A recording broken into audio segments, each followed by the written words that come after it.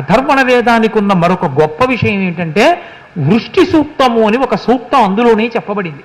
ఆ వృష్టి సూక్తాన్ని ఒకానొకప్పుడు ఆంధ్రదేశంలో విద్వాన్ విశ్వం గారు ఆంధ్ర భాషలోకి అనువదించారు కూడా. ఆ వృష్టి సూక్తాన్ని చదివితే ఇప్పటికీ కూడా దేవతలు ప్రసన్నులై వర్షాన్ని కురిపిస్తారు అంటారు.